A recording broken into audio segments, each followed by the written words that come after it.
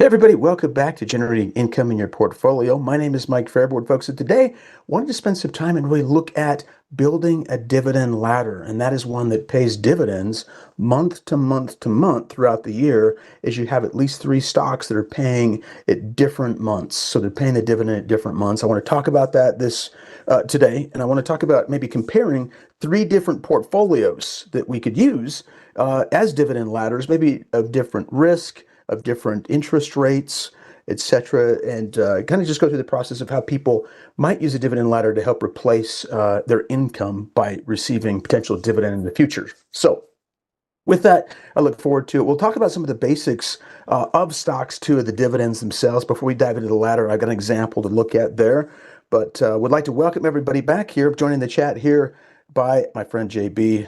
You'll see him in the chat. That is James Boyd. Folks, any questions, comments, throw those in the chat so we can address those for you. And I'll keep an eye on that as well.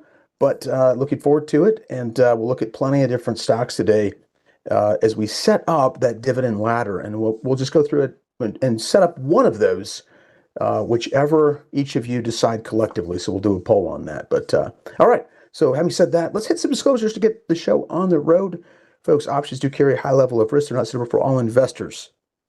Information here is for general information purposes only, should not be considered an individualized recommendation. Now, the paper money software application is for education purposes only. Investing does involve risk, including the loss of principal.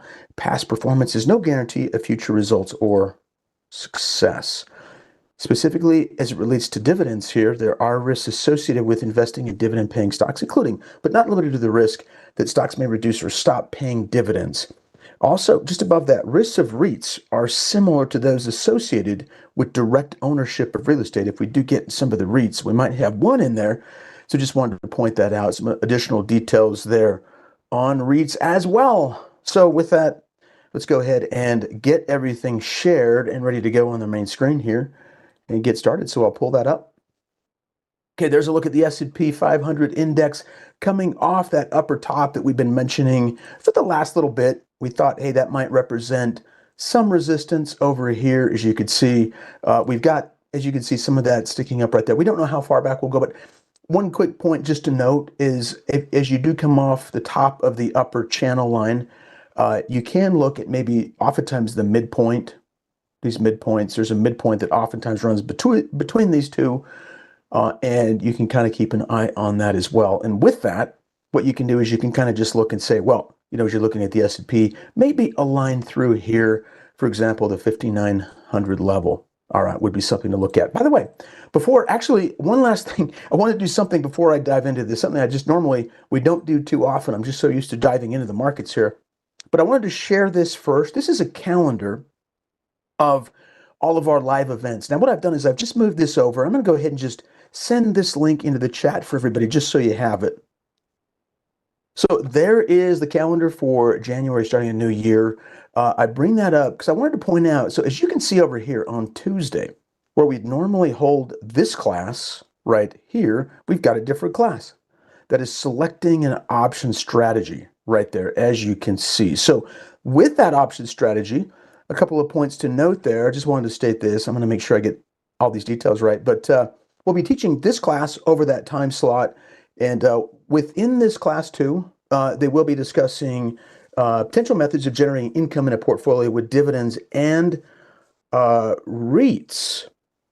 Oh, by the way, that's going to be in a different class. I'm so sorry. So you've got the options here, but then they'll discuss generating income in a portfolio with dividends and REITs in an enhanced Getting Started with Stock Investing webcast that will be in a new time slot on Thursday. Let's go ahead and pull that one up so we could track that one too, so you could just see it. Here's the Thursday, and that's going to be with Getting Started with Stock Investing. You've got Kevin Horner. Let's click on it right now. Kevin Horner will be in that class. So specifically teaching some of the concepts that we've been discussing in this class. And by the way, in the Growth and Value Stocks webcast on Wednesdays at 4, right over here. Here's Wednesdays at 4. Just choose any old Wednesday. There we go.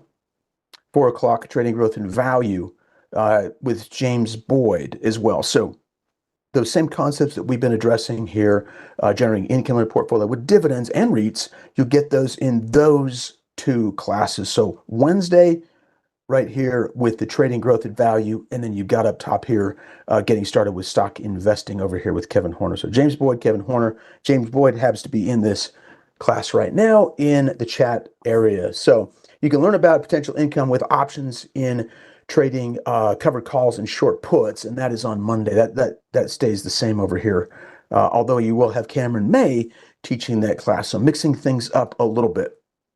As always, love to have you join us. Subscribe to our Trader Talk channel. Bottom right hand corner of the screen, just hit that subscribe button. Love to have you on board. We have over 130,000 subscribers right now. So just keep that in mind. Some great classes upcoming. Okay, so with that, let's do this. Let's talk about what we were going to talk about today, which is the dividend laddering. And when we talk about dividend laddering specifically, we're looking at different time frames. In other words, I'm just going to go ahead and give us a blank screen here to kind of look at. But we have, a total of 3 stocks. We've got stock A, stock B, and stock C, and they have payments of dividends, or historically have had payments of dividends and expected to have payments in the future, but they might have them, like for example, on January, okay? We know that it's every quarter, so 4 times a year, so quarterly payment of dividends. So we're looking at quarterly, right? Quarterly, and so we're looking at 4 times a year of those payments, as you know, every 3 months. And so with that, you've got January, but then stock B down here would it pay its first dividend, folks, in February. When would stock C pay its first dividend? March, for example. This is the rotation. And then 3 months later, okay, for March, April, you're going to get April over here and so on and so forth. We could go on down the line, May, and then June. You get the idea, right? If I could see that, there we go, a little better. Okay, so May, April, May, and June. So in other words, every single month of the year, January through, I'm just going to say January is 1, 12 as December, 12 months, we're trying to find a dividend ladder, creating an income stream every month for a total of 12 months by choosing a variety of different dividend payers. Okay. Now today I want to look at 3 specific portfolios on how to do that. But a lot of times, if you look at investors that traders that have retired, it's a way to potentially generate additional income in your retirement that you otherwise might not have as much, being working full time or whatever the case might be. There could be a number of reasons to do it. You wouldn't necessarily have to be retired to do this.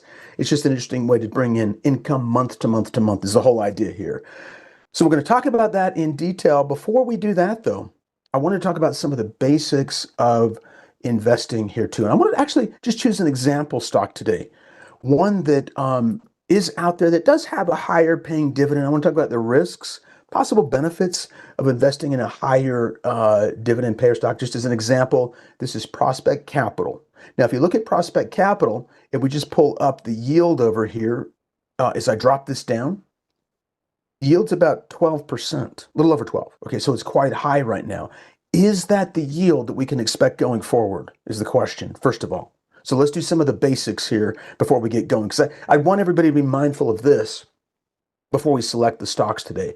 Although a basket of ours are going to be dividend aristocrats that have been raising the dividends. Okay, so over here, as you know, and as we're looking right on the charts, it's so nice because what we can include here are the dividend payments, 6 cents, 6 cents, all the way back. But you'll notice these payments, they're coming on a pretty regular basis, are they not? That's like month to month. You're getting month to month payments. So they're not paying dividends 4 times a year. They're paying dividends 12 times a year has been the history. If that continues, that's what they've been doing. Okay, one thing we can look at here is that we've had there is this decline in the stock price though, right there. And if I really, really look at that closely, look at the date right there. You see it? You don't really see the date, but you see the amount. What did they do on that? Did they miss it? Well, it's right there. Okay, so you could see, yeah, about 11/8. So last month on the 8th, they reported a miss. It was 38. Well, I would assume it's a miss. There was a gap down in the share price and it was a negative. We hadn't seen that previously, but they did miss an earnings announcement. So what did they, so we don't know how that would affect the company specifically, but look over here with me. Notice they dropped that by about a cent and a half, which actually is quite a bit when you're looking at the yield, right? A cent and a half going forward. But you'll notice one thing, that 12.2% approximate number that we'd looked at previously up top, up here, and it's an approximate dividend yield. Is that truly the yield right now if we're looking at a 4.5, excuse me, a 4.5 cent dividend going forward? Folks, the short answer is it's not. You know what this yield is comprised of? It's comprised of this month, this month, this month, and this month. Over that period of time, as well as this month, this month, this month, going back. Remember, it pays out 12 months. So this is dropped. What would the dividend yield be, the forward dividend yield? Let's do this right now, assuming, and we're just assuming that it's going to be able to hold that 4 cent payout, 4.5 cent a month. Let's come over here and let me show you this. It's only a $4 stock, but this really highlights a lot of some of the risks that we want to be aware of. You know, possibly Prospect can pull this out. I'm going to show you one more thing before we get going here, but let's just calculate that yield. So we know that it pays 12 times a year. We'll just take a look at this, 0.01 times 12. How much does it pay? Your 72-cent dividend is what it's been paying. Now, that's almost what that entire yield has been calculated on, with the exception of one of those payments. Okay, it's not exactly 72 cents. I can actually just take out minus let's see, 0.015, 1.5 cents. So it's about 70.5 cents they've been paying out on the year. Very, very important point. Going forward, what would the yield be? Is it going to be anywhere near about that 70, 71 cents? Well, let's go ahead and run our numbers. So what we're going to do right now is going to take the 0.045 or 4.5 cents, and we're going to multiply that by 12 instead of what we previously did, which was 0.06 times, 12 right here, which got us approximately 71 cents, right? What does this give us right now? If we come over here, well, 0.045 times 12, 54 cents, quite a difference. What was this yield, folks? It was 12 and change, right? What is 54 cents divided by the share price right now to give us our current yield, our actual our forward-looking yield? So if somebody was buying now, if they expected this 4.5 cents dividend yield being paid, what does that change the yield to actually? Let's go ahead and do it right now. Divided by, well, it's, yeah, oh, markets are closed. Yeah, 4.41. Okay, so it looks to be interesting. Maybe they are adjusting it. I have not seen that, but did we miss one through here? That can happen too. No, they hit it every one, but it's 6 cents versus the other. Let's just do this real quick. This is a good example to go through. Go to the trade tab. We'll take a look at it. Oh, the wrong one. There we go. So here we go. Trade tab, and pull our little drop down arrow to see it. 2.2. We're very close. So what was the number then at 72, the prior number? So 72 cents divided by 4.41. So that's about 16% yield. So they have now, and they had not, this is the first time saying this, because I've always had to go through and kind of correct the yield. They're actually giving us a forward yield here, which is fascinating, or at least something got missed. But there you go. Maybe they're taking this number because it's a monthly dividend, and they're projecting that forward 12 months. But it's not 16 cents, or 16% and change, which a lot of the services out there show. 16 to 17% range, it's 12. So that's the effect. Next thing is we need to know on this is, we can pull this back up on Schwab here. I'm gonna go right into just our paper account here, and I'm gonna pull up this PSEC, and you guys remember this from a couple of weeks ago when we talked about the research on this, what we're gonna do. Well, let's see, I just pulled it up. There it is. Okay, so Prospect, yeah, I should be able to click on it and just scroll down now. It should give me the information, and it does. Cool. All right, so let's go down to the financials. So there's that dividend cut right there. You can see it.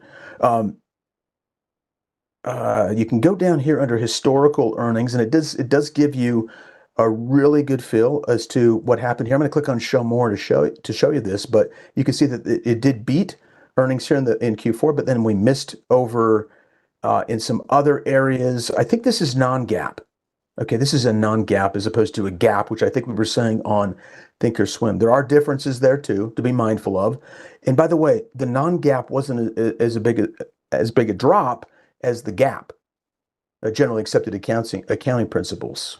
Okay, let's go over here and take a look at this. We've got the cash flow numbers here, the quarterly under expected earnings. Okay, good enough. Let's go back and just hit a couple. Here we go. Let's get into our statement specifically. Let me go into a cash flow statement.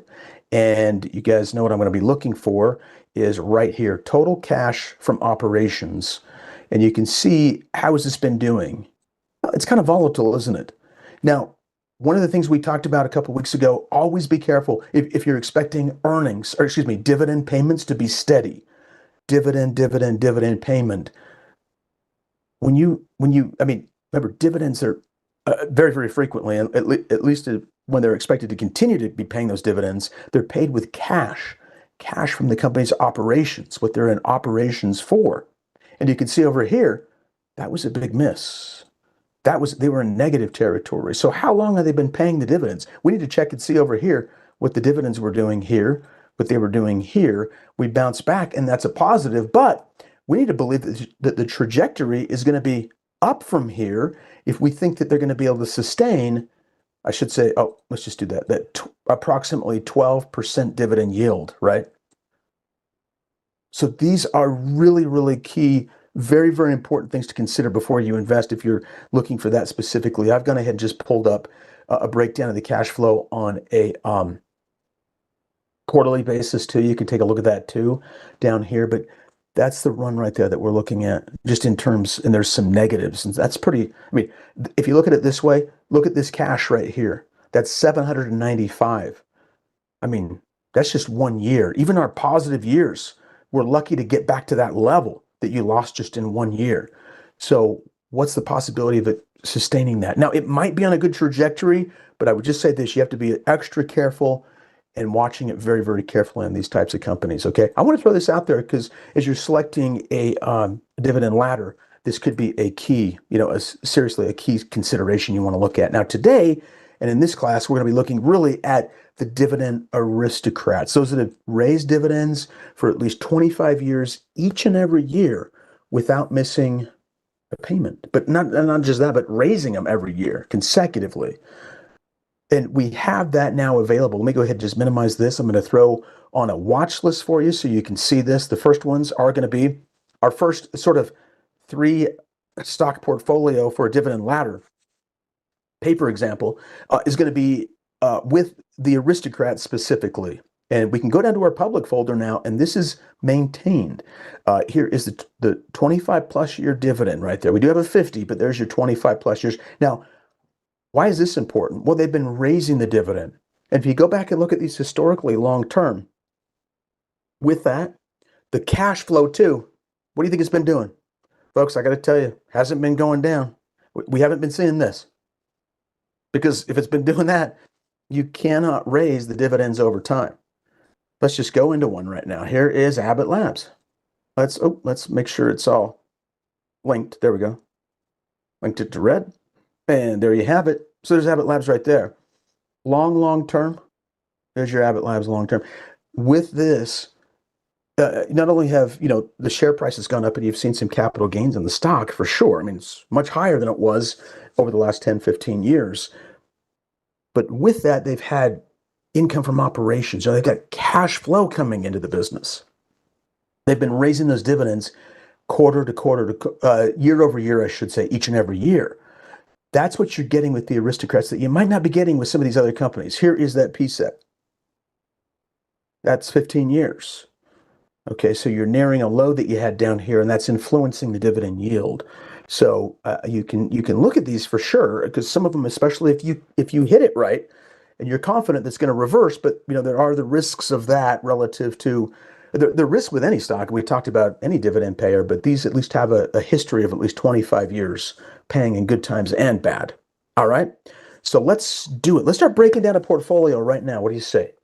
Let's look at it right now. I've got a few to look at. In fact, let's go ahead and I think we could do this. Now, let's see. I'm going to go ahead and just select this. Yeah. Okay. So I will have this could be just kind of fun. We can put it over here. And I'll just type this up as we go through it. But this is going to be, so a dividend ladder. We'll talk about more of the details of it as we go through it. But this is going to be specifically with the aristocrats. So really an aristocrat's dividend ladder. I spelled it wrong. I'll just quickly go over here and click on it. There we go. So there we go. So first ones first, and you can be looking at these. Obviously, this could be what would also be very important too, is to try to find those that we think have a trend in our side. Also, maybe a price pattern, but pulling back to a support level and then possibly bouncing higher. Right? So let's take a look at those right now. What would we have? Well, let's go with the first one. How about Coca-Cola? Okay, so Coca-Cola has come down a little bit, but there's a little bit of support down through here that we might be seeing long term. And sometimes, the ears start to perk of some of the income-minded investors because they're saying, hey, this is an aristocrat, and maybe the dividend yield, has gone up, which we would expect because the dividends have stayed flat over this time frame, but they've also been technically going higher and maybe on the verge of another increase, possibly as I'm saying here. If Coca-Cola increases, it looks like they might do it the next go around because I'm seeing 4 quarters of the same dividend yield. Let me just confirm that real quick. Go to a 2-year on this, and let's go back. And voila, there you go. So they tend to raise it right there. Maybe the next one that we're looking at, the next payment, if I'm seeing that correctly, yeah. So 46 cents, and maybe the next one is over here somewhere. I don't know, but I'm counting 1, 2, 3, 4 of the same. Little side note there, but maybe it's due for an increase if it's going to continue to be a dividend aristocrat. All right, notice over here too, this pullback. Okay, one thing I'm going to do is I want to just pull up the historical dividend yield so you all have that. It's a ThinkScript. The ThinkScripts aren't guaranteed for timeliness or accuracy, but they do pull data right from the platform. So I'm going to just go ahead and type in historical, the historical yield, dividend yield. Let's make that a little bit thicker. And that color's fine. Okay, so here let's go with 2 or 3. So now you can see it a little bit better. But there's the historical yield. And if we go back to a 2-year, for example, we could see this over here. How are we doing if we look at 2 years worth of data? Well, you'd have to say that the dividend yield is maybe at a higher level over here. And sometimes at those higher levels, prices begin to bottom. You can see that we really had, well, this is, of course, yeah, this is a bigger dip, obviously, up right through here. But getting close to this upper level, this is actually the top 20%, I believe, percentile over here up top, right here. And but it does give you a general sense of where that dividend yield has been. Yields are higher here, okay? When do these guys pay? That payment is going to be in December. So we're going to start one out here, and I'm just going to show you because it's kind of towards the end of, well, we can also, it begins, let's just do it that way. It does, if we start, let's say at the first of the year, for example, we could say like in April, was the first one of the year? Yeah, this first payment came in April of the year, right in here somewhere. So it was right over here, April. So I'm going to do this. This was an aristocrat, the yield on it right now, I just had it right there. So it's about 3.08% right now. Okay, so let's start building that ladder. But what I wanted to definitely reference is, what does the trend of the stock look like? Are there support levels? Does it have a history of paying the dividends? It's an aristocrat. How about the dividend yield? Is it down here where sometimes if you get too low, income-minded investors tend to maybe sell some of these that have gone up high in price and then buy them back at a lower level. Sometimes they'll do that. And so there can be a risk factor there as well, specifically with dividend aristocrat type stocks, right, that have a long history of paying those dividends. So a couple things to check out. not to mention what I had shown you before in terms of the cash flow. Let's reference the cash flow. But generally, with the aristocrats, they've had that consistent cash flow. Okay, so let's pop over here. I'm going to go ahead and just pull this up. Oh, one more. I've got to go over here. This is it. Okay, so first one was going to be, and we'll just go full screen. That's fine. I'll make this a little bit bigger so we can see it. And okay, so we had down here, we'll just say Coca-Cola. And that, the first payment might have been in April. If we're talking about first of the year, we just want to get a general idea for the dividend ladder. And it's about, the yield on it is about 3.08%. Okay, next one we can look at. And by the way, as you set these up, you can put notes in here too, which could be really helpful. What are the technicals doing? What else do I like about the company? Are there any other indicators? What does the historical, dividend look like at these levels? Okay, let's go to another one over here that we've got. And you'll notice, you'll recognize a lot of these companies, household names, many of them. I wanted to choose another household name over here. Here's P&G, I'm sorry, PG, Procter and Gamble. Okay, now I'm going to mix things up a little bit. I'm not going to give it like perfect. We're building a ladder here, but there are some things to consider. Now, obviously, the trend has been very, very strong on this particular one. And what some traders might think is, yeah, part of my dividend ladder isn't just stocks that have gone down low. Some of them they might expect, we just made a new high here, a 52-week new high at least. And maybe they're expecting that there could be support and a bounce. So I still wanted to mix it up a little bit, even though the dividend yield's a little bit on the lower end. Now, keep this in mind. Look how tight this range is over a 2-year time frame. The top 20% is around 2.5. The bottom is around 2.3. Folks, it's so small. Okay, but we're considering over here, what we're really looking at too, in this case, is the trend. Is there a strong trend? Is there something that I feel could be growing a little bit faster than maybe Coca-Cola? And maybe could it extend up? And maybe traders are looking for a run to 200. I'm just throwing that out as an example. One of the main things here I wanted to point out is that this payment comes in actually the month of okay. This is a little bit earlier. Sorry, I had these kind of lined up a little bit different, but let's just do this right now. I'm going to go back to my screen. We'll put this one in, and there we go. We'll pull this one up here. That's fine. Okay, so here's PG. Okay, and we were looking at, this is actually a February. So I did everything off the bottom. That's okay though. Here, February.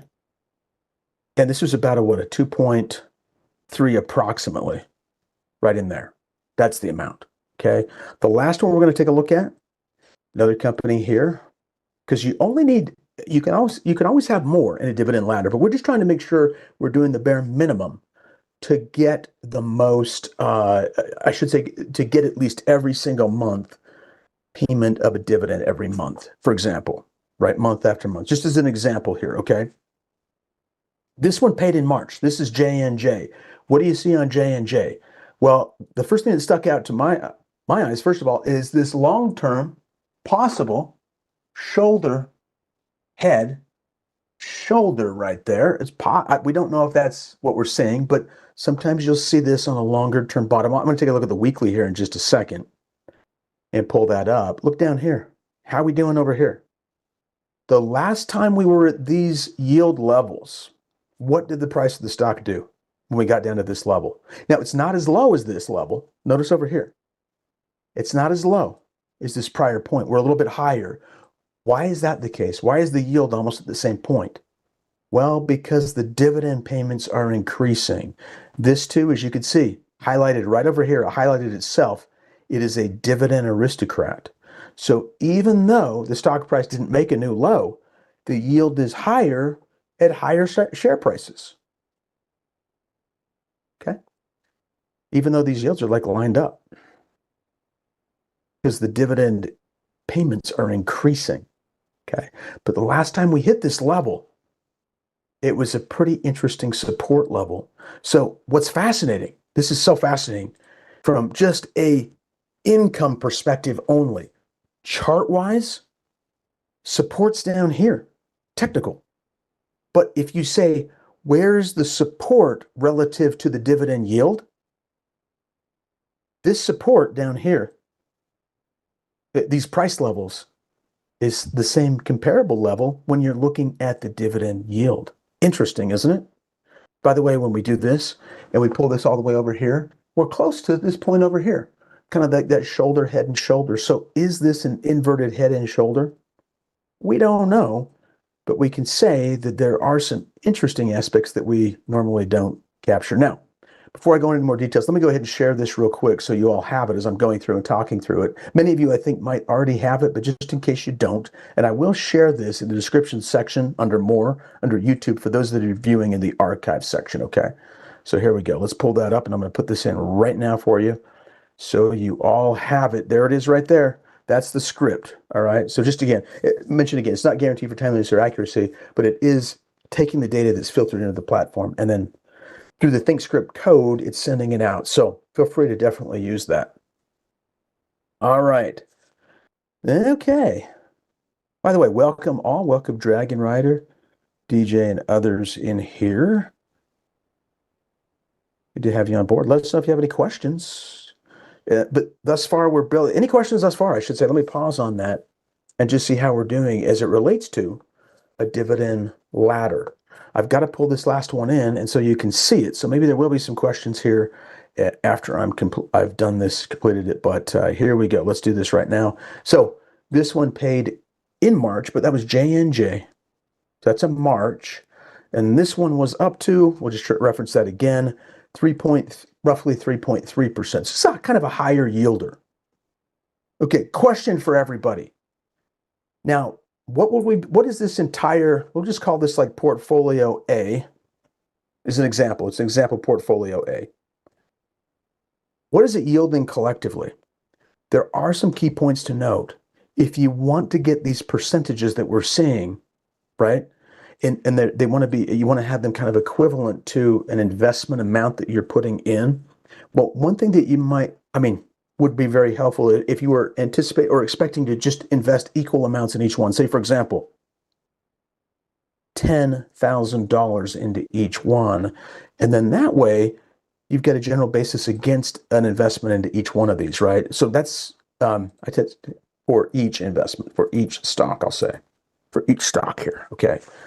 So 30,000 in total, but then you have a much better idea of what kind of a dividend yield you would expect to receive if it continues in the future with these aristocrats, which they've had a history of doing, but relative to the $10,000 amount. Now, the nice thing about the aristocrats too is what happens over time.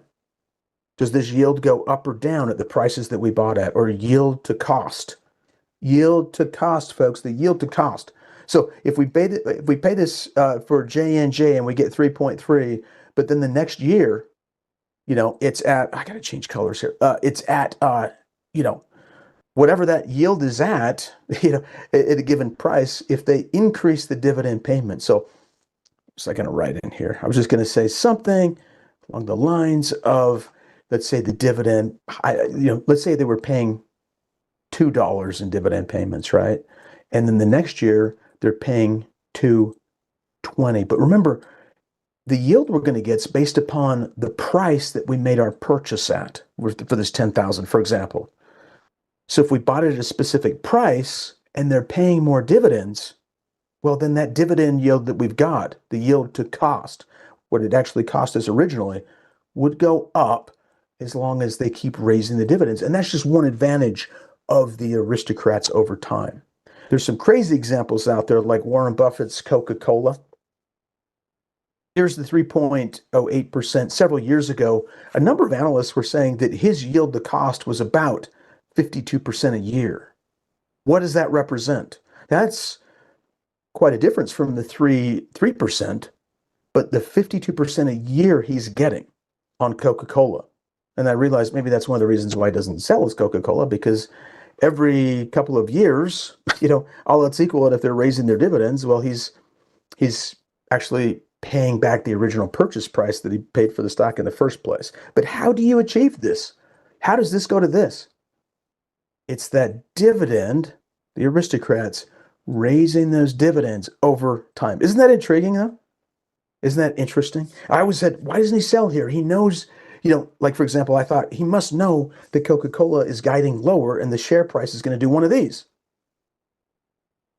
Hey, Warren, sell up here and buy back down here. Well, he likes to just collect this, and I don't think he's been taxed on that original amount. Just kind of as a side note. So there are a few things to kind of consider as we look at a dividend ladder, for example, too. But that is one dividend ladder. Now, I've got a couple more that I thought of. I'm just going to show you these. I'm just going to put them up here, and let's go through each one of them on the chart real quick, and then we'll see which ones you guys want to do, and I will go ahead and input that portfolio so we can kind of take a look at it. But here is one, and by the way, the one I've chosen here. Last thing, by the way, before we're done, let's do this. Let's take a look and see what the average is. Average percentage yield. Okay, what is that average percent yield? Percent yield. What we're going to do, just make it real basic here, which can be very, very helpful to do. And that's just to go over here and just say, okay, so you've got the first one. I'll type this up quickly. 3.3 plus 2.3 plus 3.08 divided by 3. So it's about 2.9 approximately, right? So approximately 2.9. Where's my little approximate sign right here? Not exactly, but 2.9%. Okay, and that can give you a general idea on your, let's just say, collectively the 30,000 investment here in this paper example. Okay, so let's go with portfolio 3, or excuse me, B.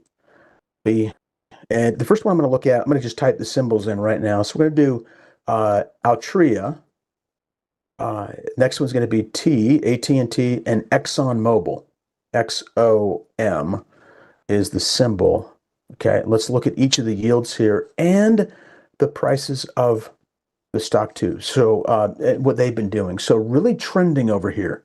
Higher highs, higher lows, possible growth. The dividend yield is actually really quite low relative to where it's been. But the yield up here is at 7.35%, so a bit better. So we'll just go over here and just say 7.35 AT&T as we look at this one. Technicals, how are they doing? Are we okay with something like this? Been really strong. What's the yield on AT&T? 4.72. Hang on. Yeah, 4.72. You can see where it's coming down from, really to low level, but I'll just put it over here as it stands right now, 4.72. 72%. These are percentages. The last one, ExxonMobil. I did this as an example here because I wanted to show you at a higher, what you'd be getting at a higher dividend yield, right? These stocks are a lot more volatile, perhaps. They've had big runs and they just got different chart patterns altogether. Let's click on this. And I don't think all of them are dividend aristocrats either. So the trade, 3.51. Okay, so 3.51% right there. Okay, we didn't spend a ton of time on this, but average yield,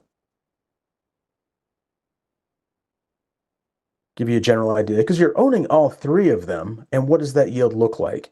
By the way, I think these companies have had a history, all of them have had a history of paying the dividends fairly consistently, but you'd want to take a look into that just to be sure. 3.5 plus 4.72 plus 3.51 divided by 3. So much higher, right? Not quite double, but about 5.2 approximately. 5.2%. So these are just different comparisons. This is a consumer staple company, communication services. This is obviously an energy, in the energy sector itself. And there can be variations within these, maybe a little bit more. You're getting a little higher yield in here, but that could be another portfolio. You could finally have one too, and I'll just state it, but in the interest of time, we could have one, say, for example, like Apple. Okay, it's very low, but the expectation is it's only 0.4%. So it really doesn't capture a lot of that dividend. But look at the move. I mean, you've broken out above some highs in here. You could also do like MSFT. It's going to be really small as well in terms of the yield. And by the way, I have another little script I'm going to share with you guys just so you have it. It's just the yield display.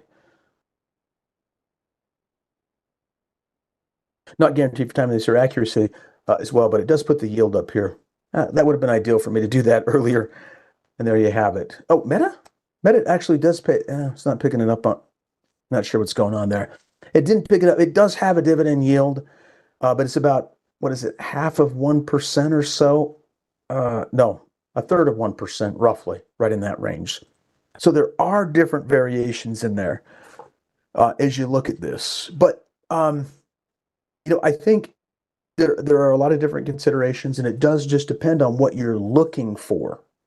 As you select one of the portfolios, as you go through ahead and take a look at it.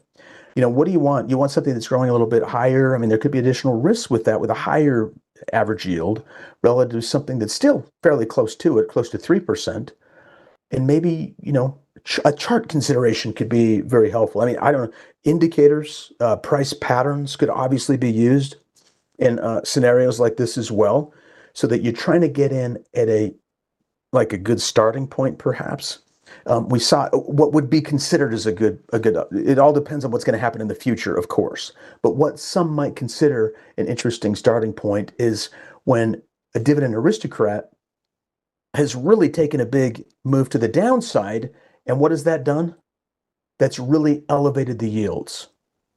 Okay, because they might be in it for, somebody might be looking for the longer term as opposed to the shorter term.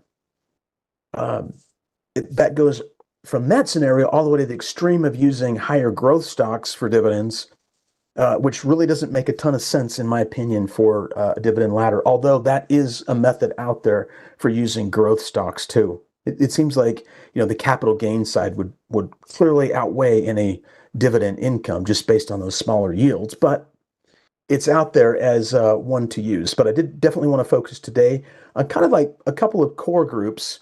We had Coca-Cola, we had J&J and Procter and Gamble as kind of the first group we can look at. We looked at this is maybe a little bit more. I don't want to say stable, but the prices weren't just shooting up so high. Like, for example, Altria and AT&T. But it just, doesn't mean the prices can't keep going, but the yields are actually quite low, relatively speaking, to where they've been in the past. So that's a consideration as well. And then energy services, which some of these have higher dividends, but they're very, very cyclical too. So those are some key considerations to keep in mind, folks. Was this helpful? Was this informative on how dividend ladders are created? I hope it was. By the way, that dividend payment that we're talking about, which is really important because we're basing the ladder based upon when the payments come in. You can go to the Market Watch tab and just go under calendar here. And then as you're looking at these, like right over here, for dividends specifically, you can find your payable date is generally, like, as you can see over here, you can get a sense of some of these too. Like, boom, just hit this. And then just see, hey, when was the X date? It's generally the next month or a few weeks out. And so this is a great way to find when those payments are as well. But that information's right there as well for you. All right, everybody. Well, that is, I got a couple of additional items to mention. I don't think there was a survey in the chat. Again, be sure to subscribe to the channel if you like today's presentation. Really appreciate it. If you hit that like button, it does help that YouTube algorithm to keep content coming up more frequently. One final note that I just wanted to mention. I'm just going to go back to our initial discussion here that I wanted to point out in terms of our webcasts up top here, that we're excited about our new webcast schedule for 2025. There is, you can see that list over here of classes that we're going to be teaching over here, and you've got that right here at that link. I'll share that again for you just so you have it, but there are quite a few in here to keep an eye on. In fact, there's a swing trading one. I'm going to be teaching that on Tuesdays, and that's going to be right there, swing trading right there. And so really looking forward to that class. It'll be fun. But we also have trading index options on Wednesdays, trading price patterns on Wednesdays, after hours trading on Thursdays. And we'll look forward to teaching those and going through it. We've also got market movers on 4 o'clock on Fridays as well. So just as a quick note, there are some really interesting ones coming up, and we're just trying to give you guys, I think what we think could be really helpful and interesting kind of classes to teach. So I look forward to doing that into the next year as we get into it, but we're starting to discuss that already. But just remember, when you get into this calendar, just, what I did do is I clicked at the little arrow here and just went into January. So with that, everybody, that is what I had for you all today. It was good being with you. Look forward to future discussions. Thanks, James. Chat.